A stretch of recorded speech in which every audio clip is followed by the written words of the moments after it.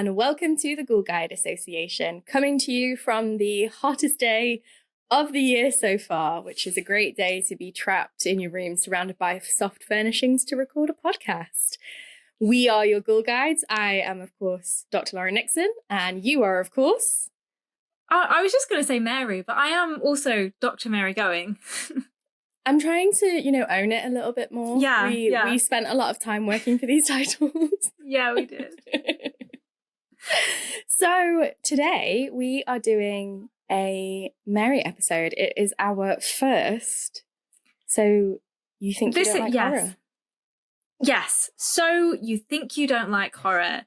This is the podcast episode for everyone who thinks that they don't like horror. And what I mean by that is Lauren and myself, we both love spooky things. We both love the gothic. But I love watching horror films and you don't. I physically cannot handle it. And there is absolutely nothing wrong with that. Yeah. But if you are someone like Lauren who looks at horror films and wishes that you could watch them, or wants to know if you could watch them, or just wants to find out a little bit more about them, then this is for you. What we're going to be doing is talking through some recent films that I have watched. And I will be telling Lauren if I think there is a film that she can watch, or if I think that she can't watch it. So we'll be going over if I think a film is violent, or if it's supernatural or kind of paranormal. So whatever your kind of like sticklers are for, can I watch horror? Can I watch this horror film?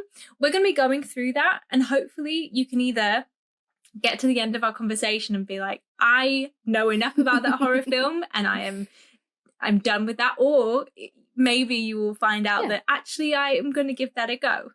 So essentially, whether or not maybe you are a horror lover and you're looking for some recommendations, or you're someone like me and you're a spooky fan and you love a spooky text, a spooky film, but you need some trigger warnings and some content warnings. You want to know whether or not you're going to be able to watch something. Or if you're someone who doesn't like horror but would like to start watching horror, then, it's something for everybody. Yes. All the ghouls. All the ghouls. I watch a lot of horror films. So I guess this is also, a semi-regular, monthly, hopefully, kind of series of just what is Mary watching? What's on Mary's TV? Yeah, we will be signposting spoilers. Obviously, big, signpost here. This episode will have lots of spoilers, but I will hopefully be, talking a little. Like, I'll introduce the film, and then and then when we get into spoiler territory, I will say. So, yeah, sounds good. Okay, what's first on your list for this month, Mary? Okay, well, because this is the first one that we've done this year, I've done a kind of like summary of the year so far. So these are films that have come out this year, 2025, from January to April. And the first film that I want to talk about is a film called Presence.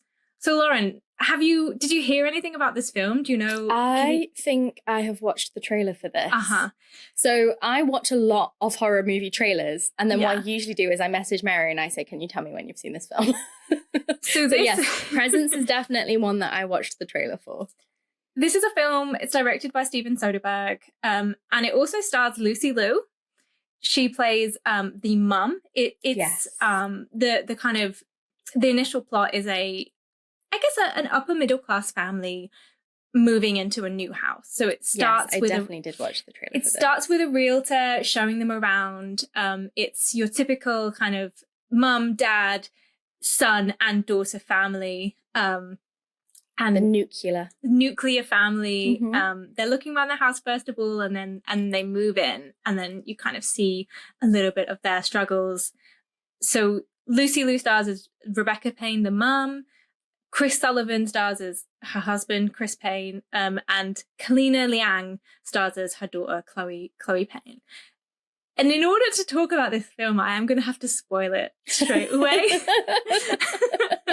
So this is your first spoiler warning if you want to keep some of the magic alive. But this film was kind of sold and marketed as like a film that's going to change horror films. It was kind of not in like content, but it was likened to something like Paranormal Activity in the way that it's the filmmaking itself is going to change the landscape. It seemed, from the marketing that I saw, it seemed to be that kind of like, especially because it's a Steven Soderbergh movie, it was like an intellectual horror. And I mean, we will talk another time about the whole, horror's finally getting good bullshit. But when I saw the trailer, it was very much like the way the trailer was cut and framed, it was giving more of like a deep family drama than a horror movie. Yes.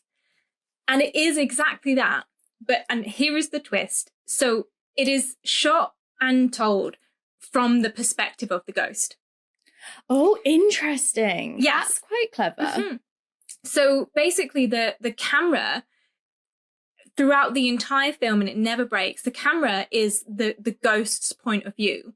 So you are watching. You're a ghost. Yeah, exactly. You're watching it, and you're following this family around, and sometimes you back into a closet, and then the door shuts. You're like, what is happening? But it's because you're the ghost. It's because you're the ghost. And it's done really well. So you kind of see like snippets of the family's conversation and what's happening. And the locus is in the teenage daughter's bedroom. She is sad because her friend has recently died, an alleged suicide.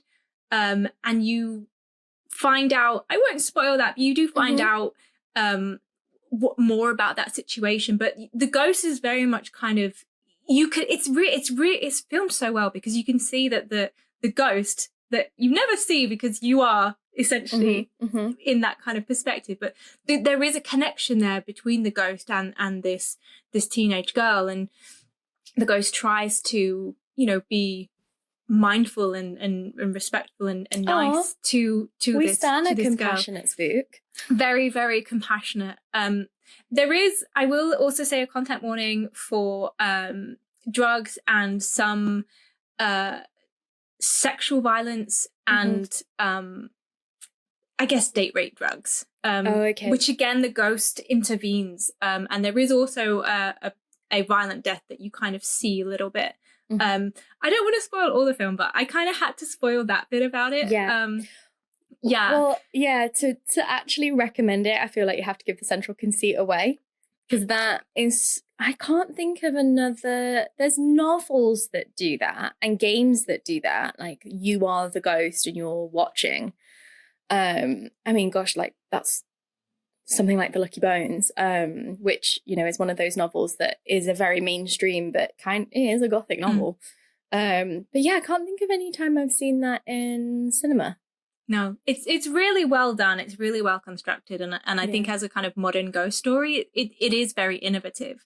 Yeah. And it even has the bit where they bring a kind of psychic and spiritualist into the house to try and feel out the ghost. And I only have one criticism of this film, and that is I thought it was absolutely great until the last scene, and that's because up until this point you don't know who the ghost is, and it in the end it reveals who the ghost is. And I think that it does. I think it makes it undermines a lot of the plot. Yeah. But overall, great film. There is a little bit, as I said, a little bit of talk about suicide and drugs and sexual date rape, and then there is a violent death. Somebody falls pushed out of a window. A defenestration. Yes, a defenestration. But yeah, that was one of the first films that I saw this year, and it was. So, what is your Ghoul Guide rating, and what is your Could Lauren watch this rating? Do you know what? I have been thinking about what to do in terms of ratings, because I want to come up with a system, and I think we might have to come up with something, you and I, where together in this series we come up with a Lauren Ghoul Guide rating system and a Mary rating. Yeah, I think you would be okay with it, because apart Good. from the defenestration, it's pretty. It's more about the tension, I guess. And that is a bit of me. I like a thriller, tense, spooky movie. Like I'm okay with something like The Shining, but not okay with something like Paranormal Activity. Yeah, exactly. Okay, and as I said, Presence on my list. Yeah, and as I said, like I think it's only let down by the last scene that reveals the ghost. But if you just get to like the last 1-2 minutes, then you just stop it. Perfect. Okay, so Presence rating high on both scales, both as yet unnamed and undetermined scales, but rating high. Yes, rating very high. Okay, so the next film that I want to talk to you about is Companion, which came out around Valentine's Day. It's a Valentine's horror film. I also saw the trailer for this. The marketing, and I don't know if you remember this, but it was from the producers of Barbarian and was it the Notebook, or what's that romance film? I think something like that. I confess I have not seen The Notebook, but I do remember seeing it, and it was doing that thing that is quite popular nowadays, where it's genre bending the trailer. So it's using the tropes of a romance film, and obviously coming out on Valentine's Day. It had the production credentials of one of the kind of best romance films of the 21st century. And then Barbarian is a film that came out last year as a horror film that also was like, blew a lot of people away. So it's kind of like, oh, okay, a romantic horror. And that is kind of a little bit what this is. So it was directed by Drew Hancock, who also wrote the script. And you saw the trailer. Do you have like an idea of like what the film is about? So I will confess, this is one of the ones where I read the Wikipedia plot after it came out. Yeah. Well, I mean, spoiler in terms of ranking, I don't think you can watch this film, but I think that it's a shame, because I think the themes are actually you'd find really interesting. So when I was reading, this is what I do if I haven't seen Mary, I read the Wikipedia plot. But I read the Wikipedia plot and I was like, there's absolutely no way in hell that I can watch this film because it sounds incredibly violent. But damn it, if only like we need Lauren edits of these movies where it just goes black and I get like the silent movie description, like in silent movies where it would be like, she jumps onto the train tracks. That's what I need. Yeah. But yes, as you know, and if you've just listened to our, welcome back recording, then you might know one of my big interests as an academic is in masculinity and how the Gothic is used particularly to, fragment ideas of masculinity and what it means to be manly, and then as part of that, how that contrast between the masculine and the feminine and relationships between men and women. So as soon as I saw the poster, which tells you straight away that this is some kind of like ex machina, AI, robotics, I was like, oh, dang it, this looks good. And it's exactly that. It's kind of a little bit Frankensteinian and AI and robots and stuff. Yeah. So it focuses. What's the premise and like a quick overview then? So the premise is 3 couples are getting together for a kind of weekend getaway. And one of the couples has recently purchased / also comprises of what I would call a sex bot. In the film, they're called a companion bot. So you have Jack Quaid, who plays Josh, and you might know him from The Boys or from the 2022 Scream film. And he's also recently been in another film called Novocaine. But he stars as the boy man, who has purchased this companion bot. And the companion bot is played by Sophie Thatcher. And she plays Iris, which is, great name for a robot. And you might know her from Yellow Jackets, or also Heretic, which was one of my favorite films from last year. But these are people that they have their horror credentials essentially.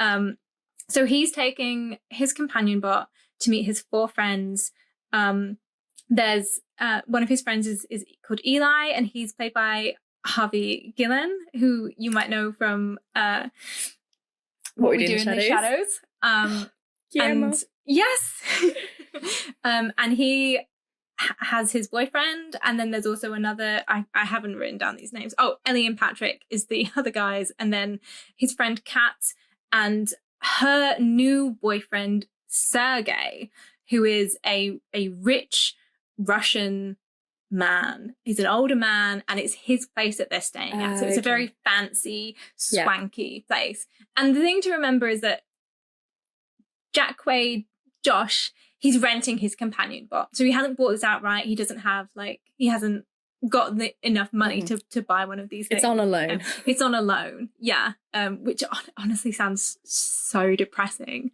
From the trailer, what you will probably guess is that at some point, Iris, the companion bot, goes a bit haywire and gets a bit murdery and violent. And then they have to, kind of work out how to deal with the situation that she has created.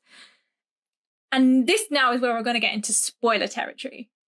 So that's the kind of initial kind of concept of the film. And I was like, when I watched the trailer, I was like, oh no, but it's so obvious that she's a robot. But that's not the twist. What the twist is, is that Josh, Jack Quaid, and his friend Kat are conspiring together because they want to steal Sergei's money. He has millions of dollars. And they want it, and they want to find a way to kill him and take his money. So Josh has hacked into his companion They jailbreak her, don't they? They jailbreak her. So she has all of these kind of settings so that she's not going to be violent. And one of her settings is that she cannot cause harm to another human, which they get rid of. And then there's also other you can think about all the kind of things that the settings that a man might want from a sex bot to make her more compliant and all that kind of stuff. But they jailbreak her so that she will be violent. And then they set up a situation where they have Sergey and Iris alone at the lakefront. They know that he's going to be a bit, lechy, which he is.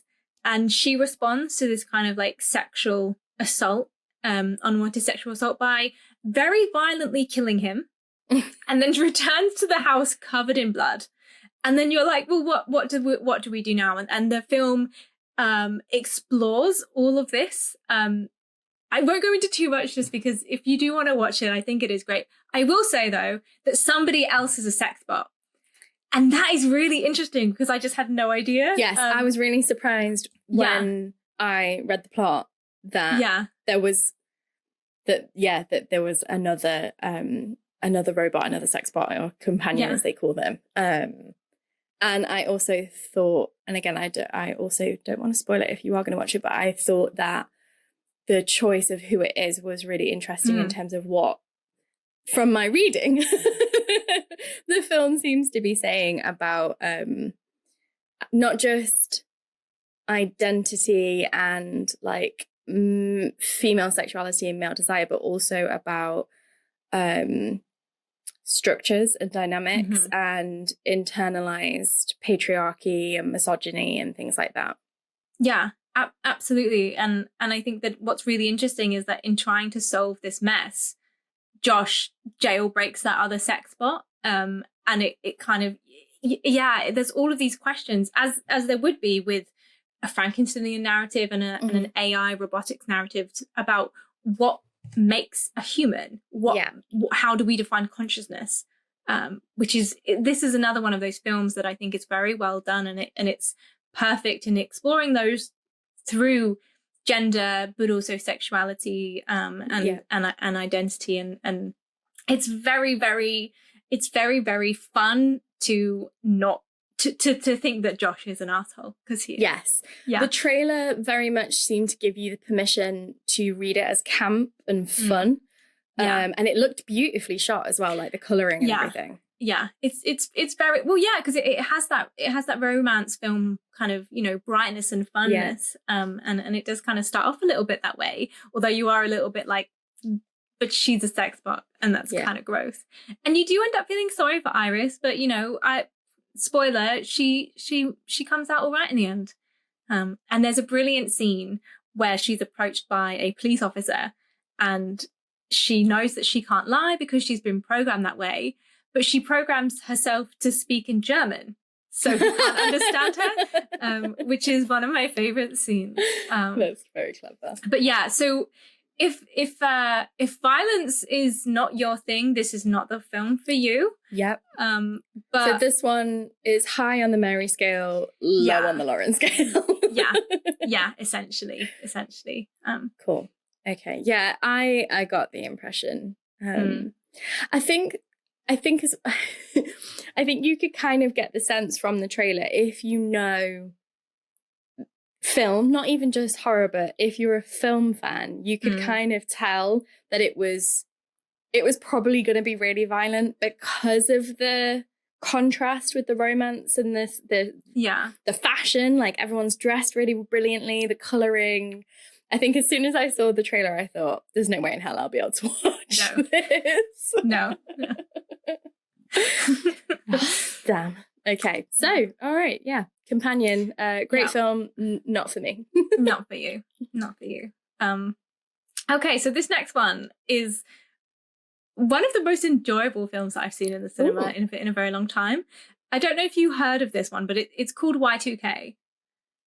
No, I don't think I have. Okay. And so do you remember the Y2K bug kind of discourse paranoia that happened around 1999? I absolutely do. I was 10 years old, and I remember people thinking that the world was going to end. And about a year ago, I actually remember, I think, because obviously Y2K fashion is a thing, and I remember thinking to myself, remember when we all thought the Millennium Bug was going to be a thing? And then I found out that actually a team of programmers worked around the clock for like the whole of 1999. Yes. Yeah. To make sure that it didn't happen.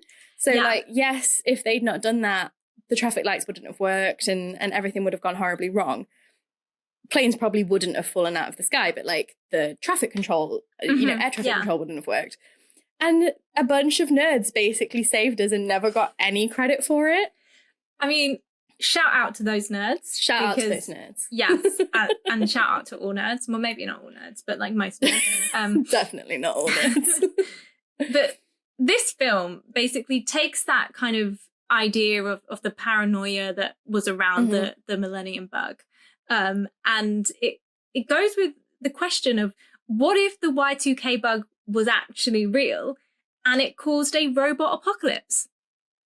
Okay. So we're not just talking about, traffic lights not working and computers not working and stuff kind of going on the fritz. I mean, you might have seen recently Spain and Portugal had the power outage. Huge power outage. And you can see the kind of chaos that caused just by traffic lights not working and train timetables not showing up and people not being able to communicate.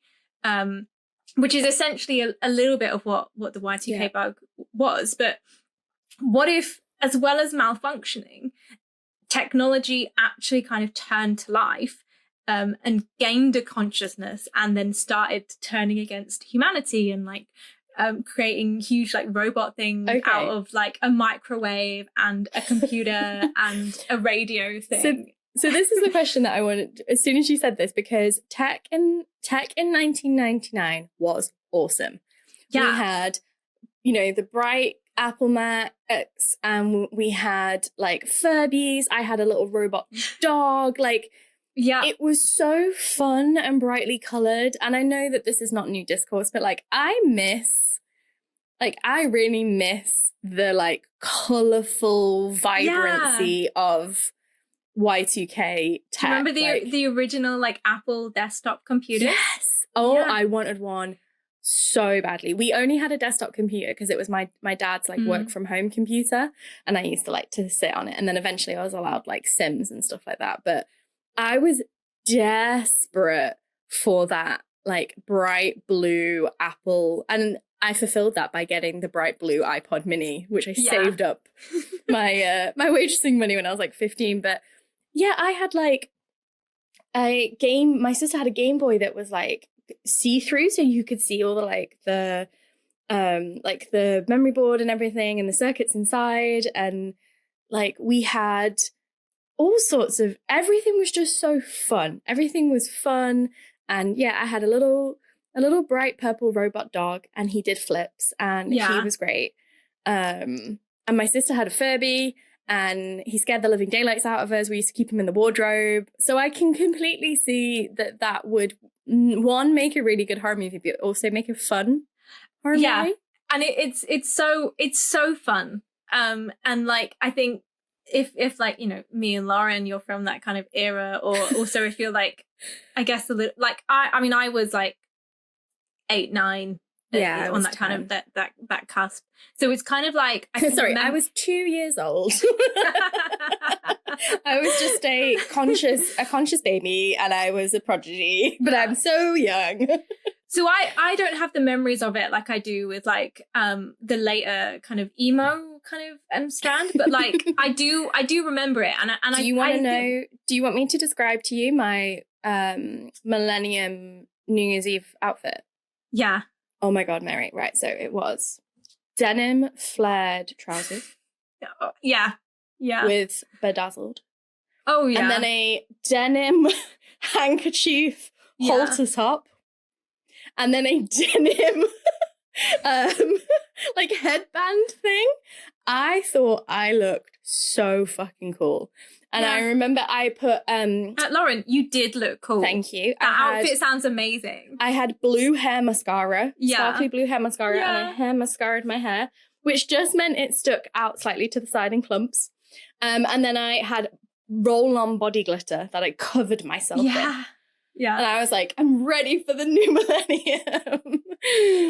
This film, like, I feel like it's, I mean, I got, watching it myself, I feel like it was spot on with the fashion, the denim, the flares, the tech, the way that people, you know, wear, hairstyle, all this kind of stuff. Because I know there's some like 90s stuff and even like early like 2000s and things where they have tried to do that kind of thing, but it's just it's missed the mark. The thing about 1999 is that it was incredibly cringe. Yes. Like, we were burning at, like, that year was the year that we bought the Babyliss 7-in-1 hair straightener, quote unquote.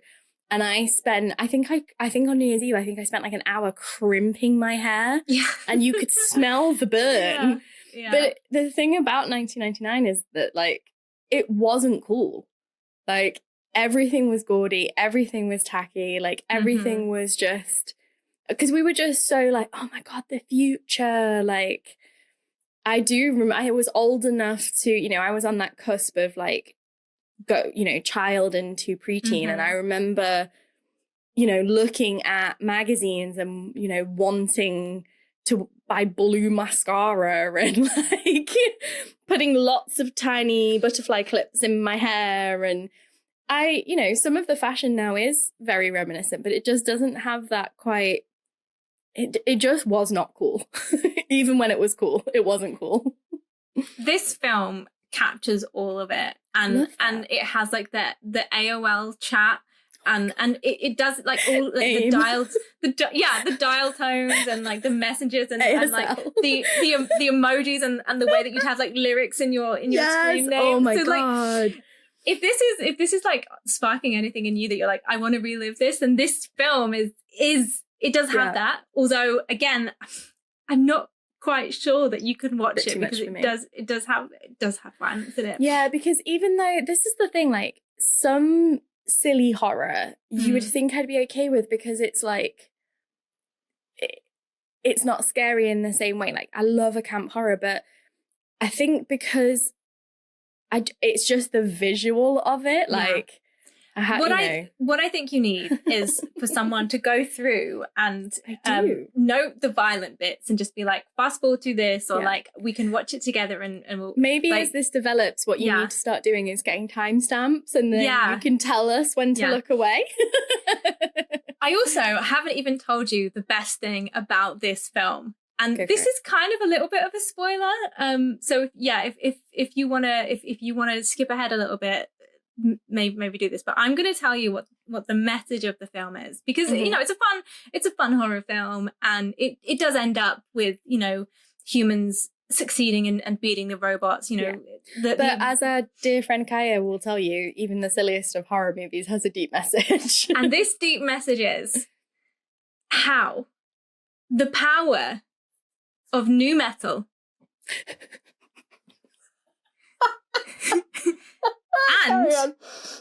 and Fred Durst can unite humanity and save us all from the robot apocalypse. How? You gotta have faith. Is Fred Durst in the movie, or just that version of the song? No, Fred Durst is in the movie.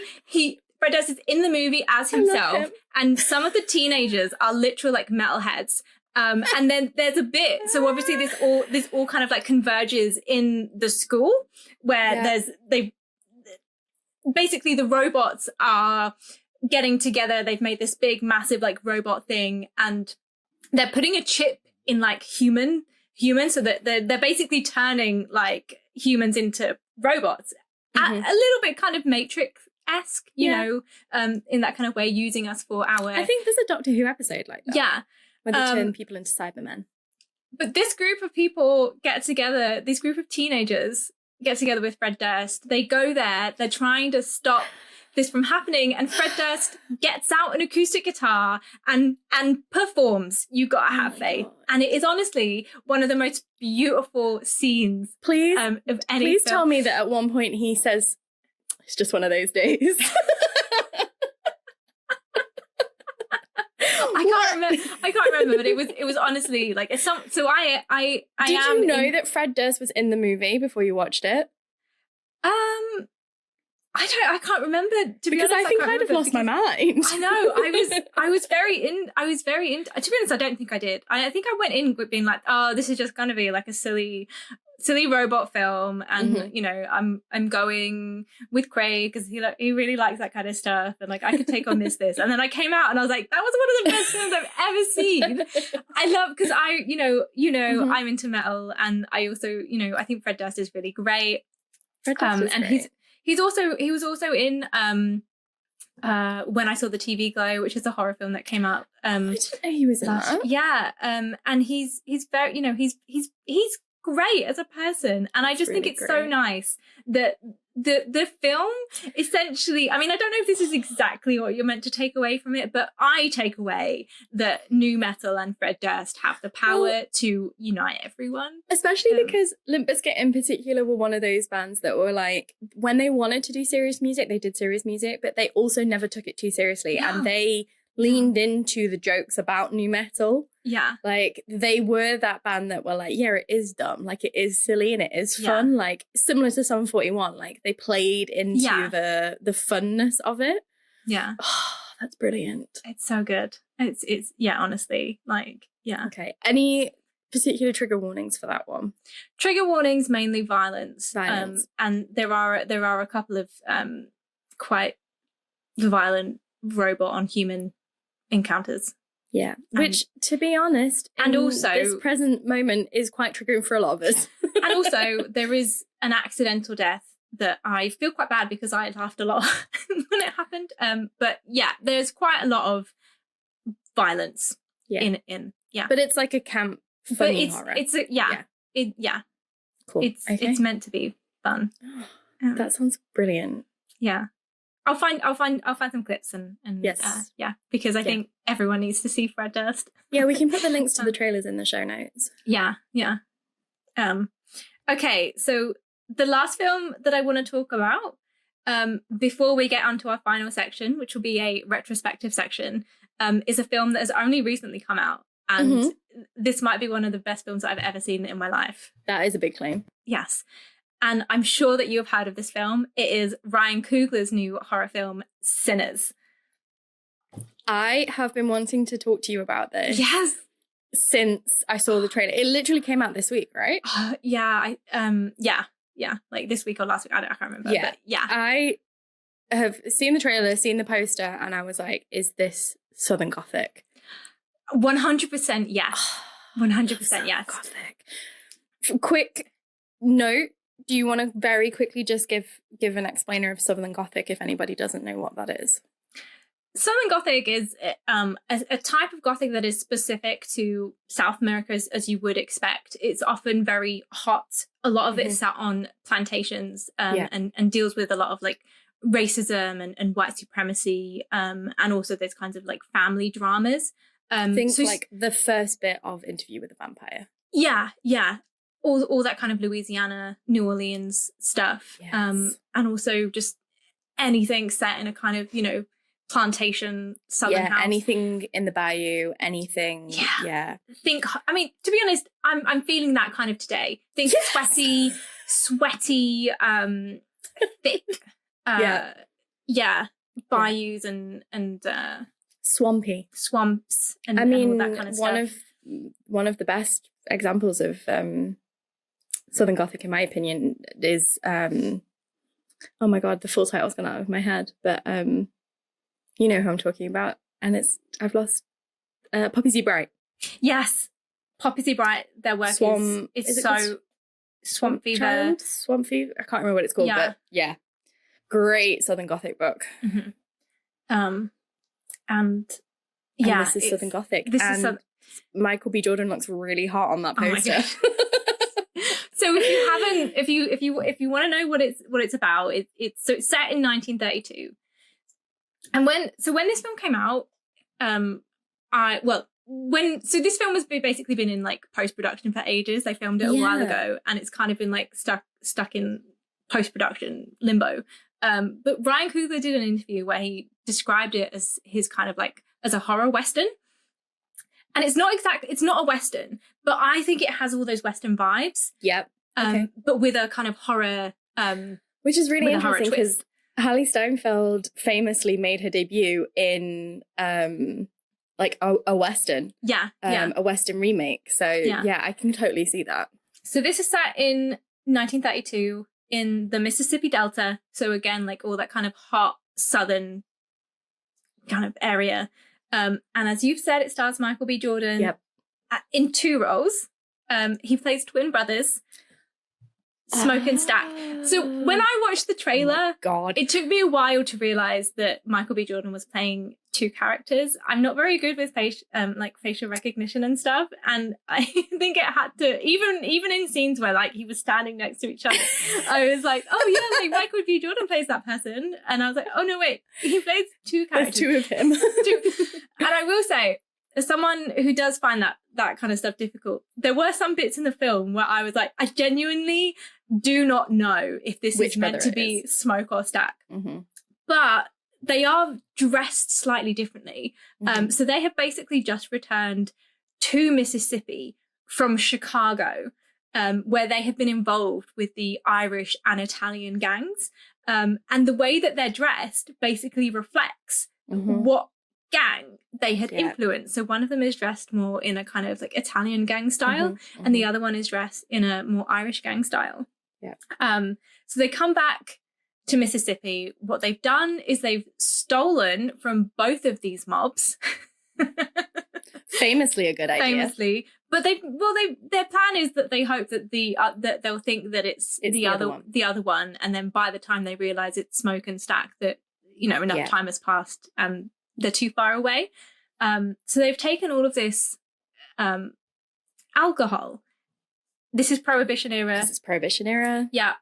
And they buy this big kind of like barn, and they're going to set up a kind of a club. A speakeasy. Yeah. So in in this day, they kind of go around flashing all their cash, and they get, you know, someone to make the signs, and someone to work the door of security, and someone to cook some food, and someone to work the bar, and then they get singers and piano players and all of this kind of stuff. And you're like, oh, this is great. And the first like kind of, I don't know, half hour of it, it's not very horror-y, but it's just so good. It's just like a Prohibition movie. It's so good. I'm like, I am so here for this. And then the kind of club night starts, and you get like a really, really gorgeous scene of blues. And you know, we did an episode on Crossroads where we kind of talked about the blues, and I love it's not on the podcast version, but it is on the YouTube version if you want to go and listen to Mary talk about Crossroads. Blues music is so good, and it's basically where all of like rock music and metal music comes from, and it's very much rooted in Black culture. And this film has so I'll tell you who else stars in the film first. So obviously we have Michael B. Jordan, he plays Smoke and Stack. Haley Steinfeld, as you say, who plays his ex-girlfriend, essentially. Miles Catton, who plays Sammy, or the preacher boy, Moore. And he's the guy, he's cousins with Smoke and Stack, and he plays the guitar. And everyone's like, oh, he's so young, he can't be a blues singer. Because to be a blues singer, you have to have that kind of, you know, you have to have been through some stuff, and you have to have lived and have that life experience. It's kind of like flamenco, isn't it? Like in the same way that flamenco is the music of like the Roma people in Spain, and it's about pain, and it's about suffering, and the duende. Blues is about like the suffering of the lived experience, but also the overcoming of the suffering, and the emotion of the suffering. The emotion that comes from your very soul. So it's very kind of soulful. And like you say, that connection between community, and everyone like at the club before he starts singing and playing are just like, this little boy, you know, a teenager, he can't be good at the blues. You also have an older version of Preacher Boy, played by an actual like bona fide blues singer called Buddy Guy. So that's also really nice at the end. He said that like he's really glad to be in this film, because it's nice to have blues music get the attention that it deserves. We also have Wanmi Masaku, who plays Annie, and she's like Smoke's kind of girlfriend. You might recognize her from Lovecraft Country, and also the 2020 British horror film His House. And then you also have Jack O'Connell, who plays a guy called Remick. And you might recognize Jack O'Connell from Skins. I recognize Jack O'Connell because he's from Derby. Okay, yeah, well, sorry, all of us have like famous friends. No, I do also recognize him from Skins, but I have also seen like lives, well, probably not anymore, but I think he's from Derby, but I have Skins famously. I feel like every teenager in England at some point knew someone from Skins. He's a really good actor. Oh, he's so good. But that's your kind of main cast. So you have the club night is going, and then Sammy gets up and he starts playing the guitar. And I guess it is kind of a spoiler, but I mean, maybe not. Like, he's good. He's so good. He's so good. And this film has framed it as like every now and then there is someone who can play music so brilliantly that they essentially commune with the dead. In a positive way. Kind of like in Lost Souls. Yes, exactly. And it connects it to kind of Native American traditions and Irish folklore traditions and African folklore traditions, where you have somebody who is just the music is just so soulful that it goes to another level. And so you have this scene where, and this is a little bit of a spoiler, but it's such a gorgeous scene. So you have Sammy and he's playing his guitar and singing his blues, and it's so good, and everyone is dancing. But then you also have other musicians from other eras. So you have rappers, but then you also have like Chinese and dancers and other kind of African kind of people playing the drums and stuff, and it's just all here, and you'd think that it would be like a cacophony, but it works so well. And you have all of these people, essentially like ghosts, all having a jam because he's so good at playing. And this is where the horror comes in, because this is a horror film, and it is also where have you been if you don't know? This is a vampire film. I was just yes. I was in like the whole time I've been like, it's a vampire movie, right? It's a vampire movie, right? Where are the vampires? So everyone, because I'm sorry, but Southern Gothic has to have a vampire. Yeah, it is the vampire media. Yeah, exactly. So Sammy Preacher Boy is playing, and there's this like a seance. Like it's like he's communing with everyone, with the dead, and everyone is having a nice time. And this is where Remick comes in. So Remick is a vampire, your friend Jack O'Connell, and he's my close and personal friend from down the road. He's turned to white people earlier. He was also being chased by Native Americans, which I think is so interesting. And there's definitely a film there. That's a nice inversion of the vampire trope. This film. In terms of thinking about like the 19th century vampire as the outsider and the other, like that's a really good flip. Yeah.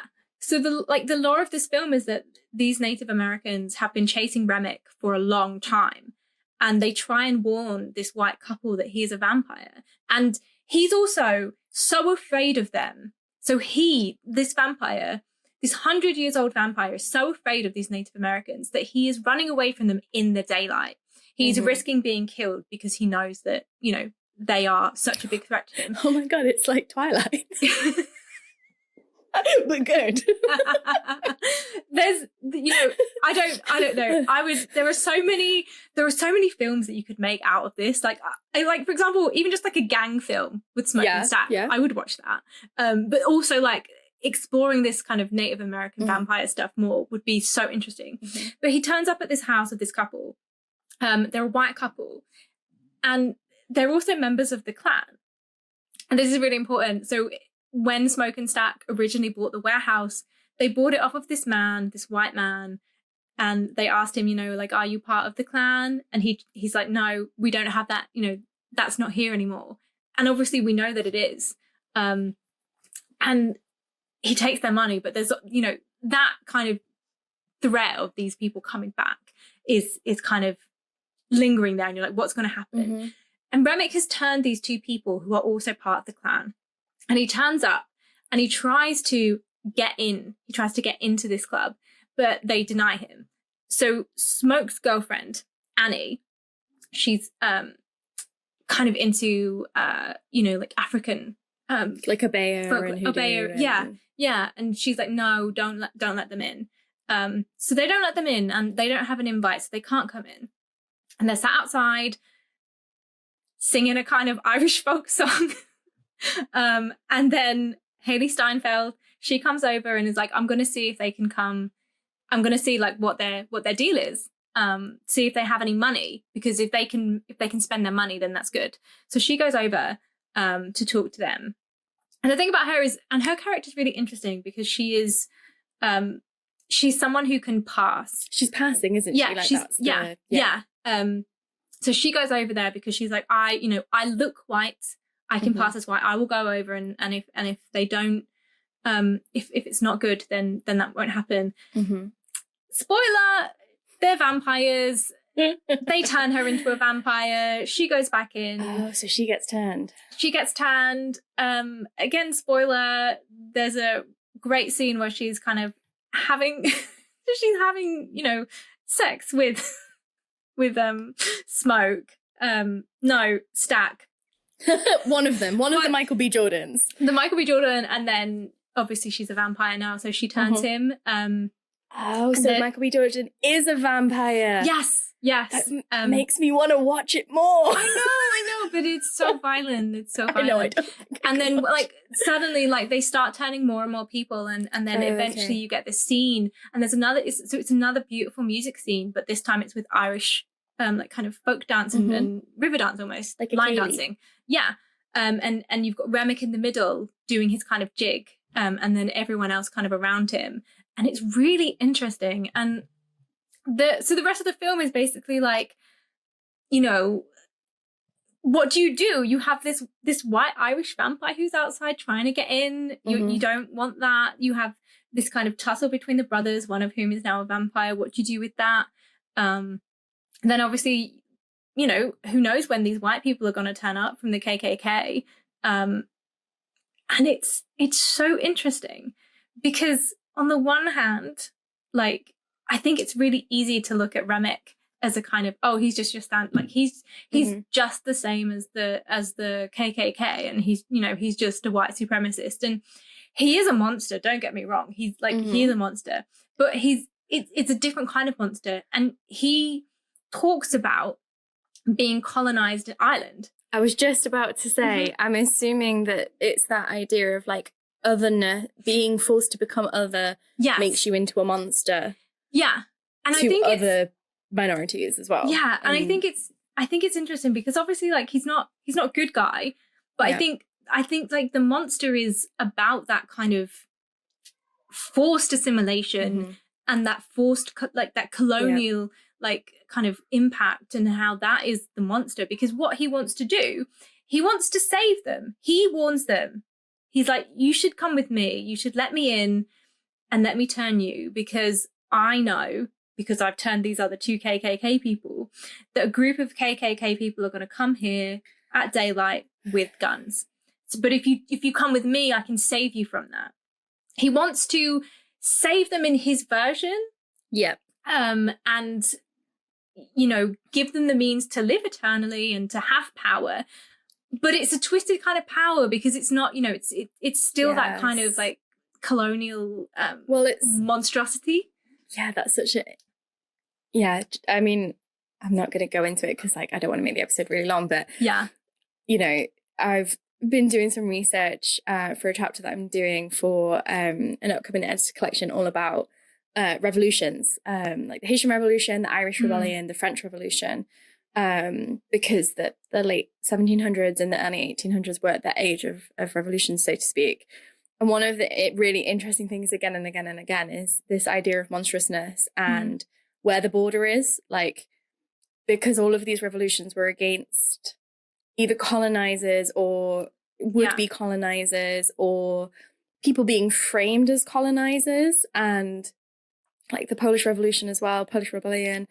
There's this tension between betraying yourself and then becoming a monster, or being the antagonist and therefore also being a monster, and it's like you can't win. And I know you come across this a lot when you get like the forced conversion to Christianity of the of Jewish people in Europe in the like 12th and 13th century, but then again like during like the Reconquista in Spain, like it's that thing of like no matter what choice you make, you're forced to be a monster, but which version of monstrousness is the right one? Like that's the question. Like you can't, you're being, the tragedy is you're being forced to be a monster no matter what. Exactly. But then the decision is what kind of monster do you become? Yeah. I think that's actually a brilliant way to kind of sum up this film. It is so interesting in what it says about monstrosity. And it leaves you with a lot of questions, I think, that aren't, you know, there's a lot of, it wants you to think. Yeah. And it's just so great. Okay, this is definitely one where I'm going to need you to do me a, like, pause it here or, like, skip this bit, because it sounds brilliant. I need to see Hot Vampire Michael B. Jordan. And I really like what it's doing with that idea of monstrousness. Yeah. But, yeah. Oh, wow. So, yeah, I mean, probably by the time we get this up, it will still be in the cinema, because it's a big film. It's doing really well. It's still selling out like loads of like big cinemas. So if it sounds like your kind of jam and it sounds like you can handle that, like I said, it does have a lot of violence. So if that's something that you're not good with, then maybe give it a miss, or watch it at home where you can skip. Yeah. I suppose racism. Is there any sexual violence? There's, I guess, there is quite a lot of sex in it. Not really good sex. Yeah. yeah. With Michael B. Jordan. Hey, and Sammy, Preacher Boy, he also gets in there. Yeah, there's sex all around. But yeah, I think trigger warnings, violence, and a lot of racism. Racial violence. Yeah. Okay, cool. All right, so retrospective. So yeah, to conclude this kind of episode, and we can keep this short because this is quite long, but I just wanted to do a little retrospective because as well as watching recent films, I also watch a lot of older films. And this year, I have watched the entire back catalogue of Bong Joon Ho. If you're listening, I just did a really silly smile. And that's because I've been asking Mary to watch Bong Joon Ho movies for a really long time. Yeah. So let's just I'll just talk you quickly through them. So his first film, which came out in 2000, is a film called Barking Dogs Never Bite. And it's essentially set in an apartment building. And there's this guy who really doesn't like hearing the sound of dogs barking. I have to say, this is not my favorite film. It's a kind of dark comedy, but I also don't really like animal violence. So I was like, no. And awarding for this film, there is a guy who does eat the dog. Yeah. So yeah, that is Barking Dogs Never Bite. The joke being that Westerners think that Asian people eat dogs. Yeah. Like, yeah. Yeah, but he's just someone who is poor. His next film, which came out in 2003, is called Memories of Murder. Oh, it's so good. Have you seen this? Yes. Yes. Okay, because I would say found it difficult, but I have seen it. I watched it and I was like, this is such a perfect Lauren film, if not for all the murder. So I guess the kind of content warnings for this is there is a lot of sexual and gendered violence and murder. It's based on the real life killings of Lee Chun-ye. And it follows two detectives who are leading an investigation into a string of rapes and murders that take place in the late 1980s. If you're into that kind of like dark crime thriller, this is great. But if, like Lauren, you find violence quite difficult, or if you are someone who doesn't enjoy watching gendered and sexual violence, this is also one to kind of... Yes, you can. The thing that I like about Bong Joon Ho is that you know when to look away. He, as with a lot of Korean cinema, is very interested often with playing with genre. So it's not trying to catch you off guard. It kind of does give you the pointers. It plays with genre in a different way. So I one of the things I like about his films is that I know sort of like when to hide my eyes and when to look away, and I can still enjoy the film itself. But yeah, that it's like, I mean, it is literally a textbook example of cinema. Yeah, it's so good. It's so good. His next film, which I don't know if you've seen this, but it came out in 2006 and it's called The Host. So I haven't seen it all the way through, but I have seen clips of it. I helped with a paper on it, so I had to watch little bits of it. Yeah. This is I was very brave. Well, it's interesting that you know what you said about genre, because this is him taking a turn into monster films. It's very much a kind of creature feature, and I think it's really good. I think it's really great. It's a monster film. What more do you want? I also do think, again, like, I think I probably would now sit and watch the whole film. I think even though it is a creature feature and it is scary in places, like, it's not upsetting in the way that some others might be. Like, it didn't, I don't find it upsetting to watch, if that makes sense. There's quite a lot of what I found in his films is like environmentalism and pro-animal kind of rights. And I think this film very much fits in that kind of thing as well.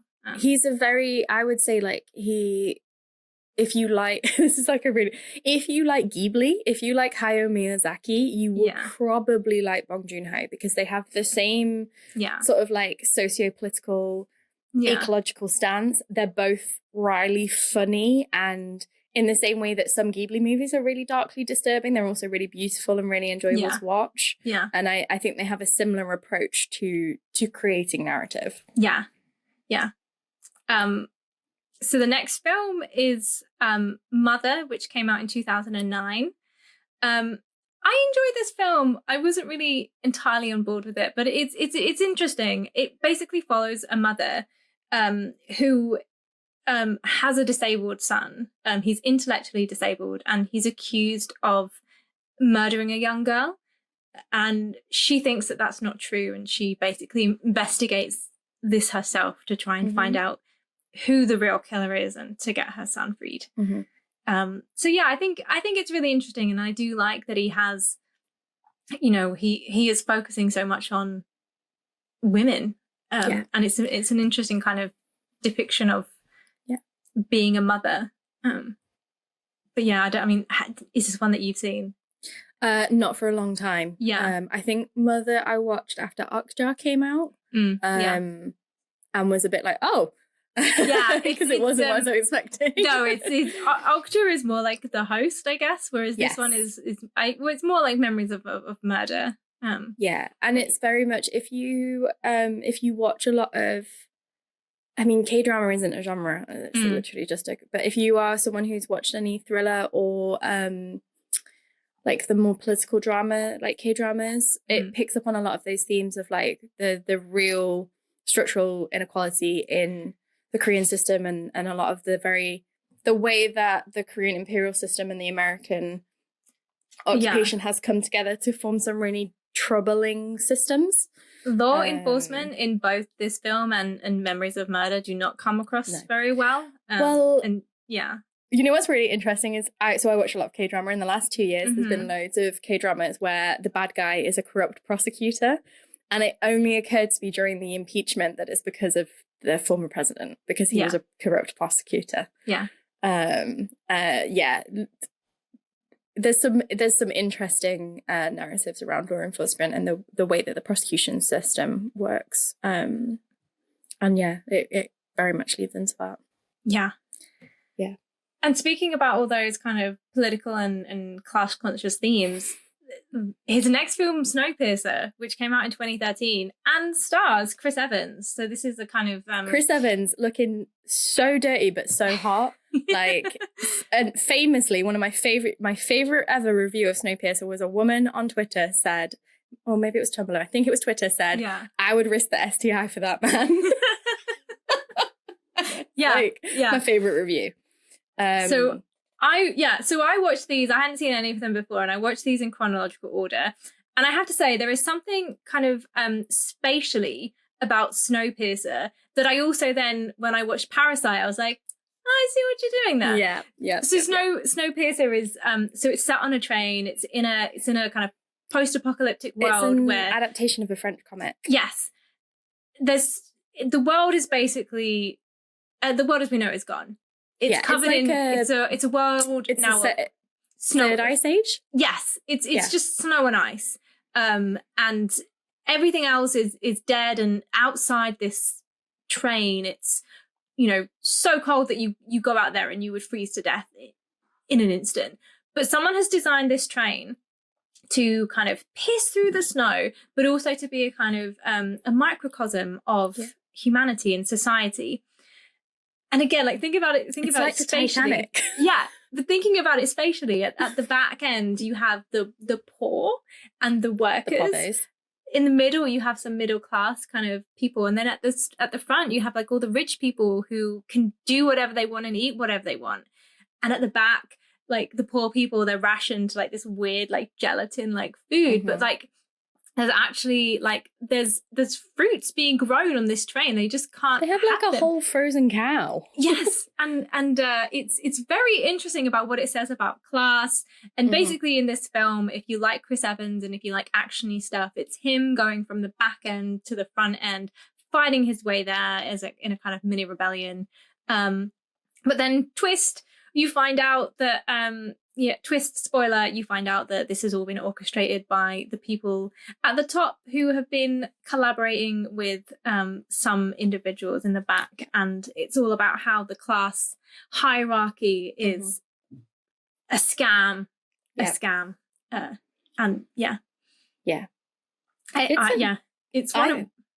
a good movie. It was one of my favorites. Yeah, it's a really good movie. And he famously had to fight Harvey Weinstein hard on it because he was the producer.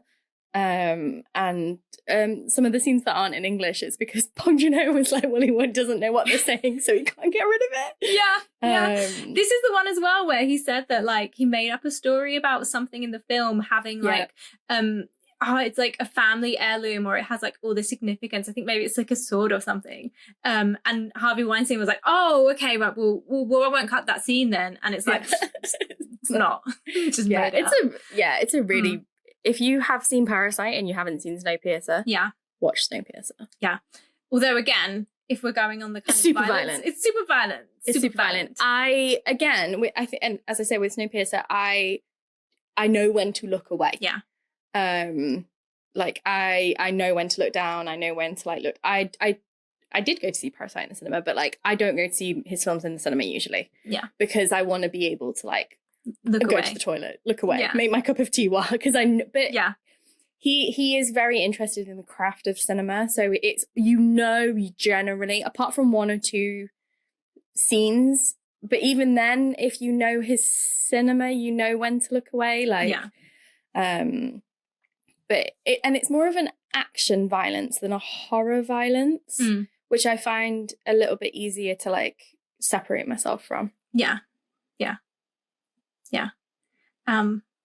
Okay, so we mentioned it before, so obviously you've seen it, but the next one is Okja, which came out in 2017, and like, oh my god, this is the fucking weirdest movie. It's so weird, but it's also so basically it's kind of science fiction-y, and it's this company has genetically engineered this giant pig.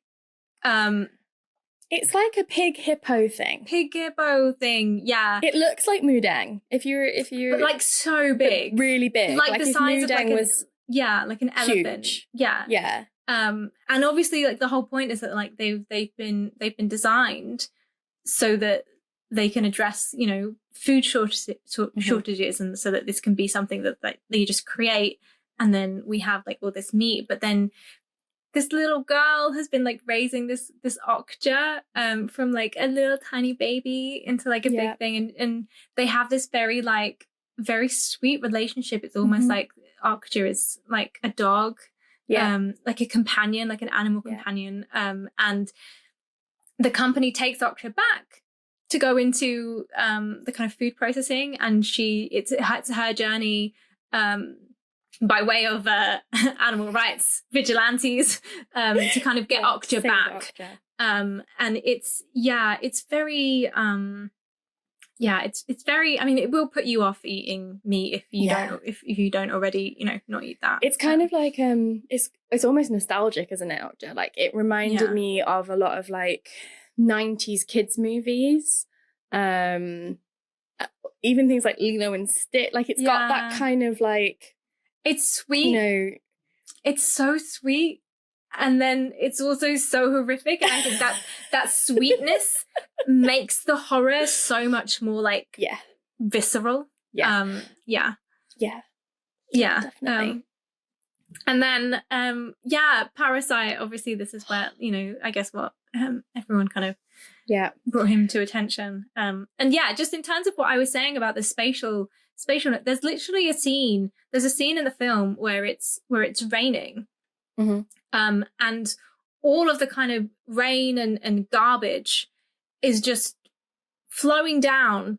And obviously the wealthy people live up top. and the poor people live like near the bottom. And you can just, for me, it's almost like trickle down economics, where it's like, oh yeah, like the wealth will trickle down. It's like, no, the garbage will trickle down. And when the brother and sister are like on, like they're crouched and they're trying to get the phone signal, and like, you know, when the daughter wants chapaghetti and she's cooking the beef and they're trying to get out of the, you know, another one where if you haven't seen it, I won't spoil the twist, but it's about a poor family and a rich family coming into contact. And the comedic horror of the gross inequality between the high and low in South Korea.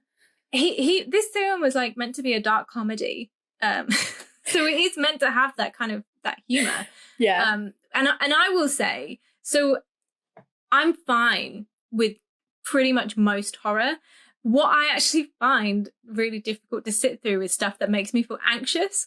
And this film, we're the opposite on that. So there are, towards the end, it does get quite violent. So again, like, warning if violence is not your thing. But throughout most of the film, I was like on edge because I was feeling anxious. It is an on edge. Particularly the scene I'm on about with the chapaghetti, you're like, oh my God, like so anxiety ridden. There is also a death near the end that I laughed at, and everyone in the cinema glared at me, and I was like, I mean, you know this story, but essentially I had booked tickets. I was so excited to, you know, Parasite was going to come out. And I was like, I'd never seen, hadn't seen a Bong Joon Ho film in the cinema. So I was really excited to watch it in the cinema. And I went with our friend Emily, and the only cinema that was showing it in Sheffield was the Curzon, which I had never been to. And then you told me afterwards, Curzon is a fancy cinema. So when we first booked the tickets, it was like an empty screening, and I was so excited. We went the day after the Oscars. The Oscars were the night before. And this was like a 1 p.m. screening. People were drinking champagne. And I remember sitting there and thinking, this is such a bizarre, like, I'm in this fancy cinema where they bring your food to your little seat with your little table. There's a couple down there with a champagne bucket drinking champagne. Like, we're about to watch a film about the nouveau riche and about like capitalism, but I think a lot of people hadn't really, you know, they'd seen the Oscar buzz and they hadn't realized that it was such a dark comedy. People still, having watched it, don't really understand what it's about. I laughed so much, particularly at the scene at the garden party, which is very sad, very violent, but also very funny. And people just, not in a like, oh my God, people didn't get it, but it was just, I was like, oh, this is the point. Like, and I think I'd assumed that everyone in the cinema would get it, that everybody was going to be on, you know, I didn't go in and be like, oh, you know, I'm so much better than these people. I was genuinely shocked that people were horrified and that people weren't expecting that. And I think, again, that is part of the point of it, but it's so funny. It's so funny. Choi Woo-shik is fantastic in it. And if you are a K-drama fan, there's a cameo towards the beginning. The guy that gives the son of the family the job is an actor called Park Seo-joon, who is the reason that I started watching K-drama about 7 years ago, because he was so handsome. And I'm not ashamed to admit it. What an accolade. So when he came on screen, I like smacked Emily and was like, oh my God. He's on the screen. I'm so glad that you enjoyed these films and that you've watched them. It makes me very happy. I also watched Mickey 17 in the cinema, which I missed it. It's I won't go into too much about that, but it's got like a sci-fi vibe, but there's also like little like creatures which reminded me of The Host, and it's very sweet if you can get over Robert Pattinson doing that fucking weird voice. See, as you know, I love Robert Pattinson, and he's a freaky little guy, and I just love him for it. I had tickets to see Mickey 17 and I had to cancel them because I got an ear infection. So yeah, hopefully then when it comes out on streaming, I will watch Mickey 17 and then we can do a review of Mickey 17. Talk about it, yeah. Which, spoiler, I really hope you guys can't hear that thunder and lightning that's going off outside. Oh, really? Yeah, wow. The storm has just broken. So that's why it suddenly got so hot about 20 minutes ago. Okay, that makes sense. Well, hopefully we'll get some of that here. Yeah, hopefully it rolls up to Sheffield. Yeah. But yes, if there is storm sounds, hopefully I can cut that out. But yeah, we will be doing a review episode, our first review of Robert Eggers' Nosferatu. Yes. So stay tuned for that. Stay tuned for that, and stay tuned for our next movie roundup where I talk to Lauren about more horror films. Yeah. Yeah, so this is our first proper episode back after a very long hiatus. So if you're new, thank you for joining us. If you have listened to us before, thank you so much for bearing with us and sticking around. We really appreciate it. Life gets in the way sometimes, and we are just two girls with microphones and laptops chatting shit to each other about the Gothic. So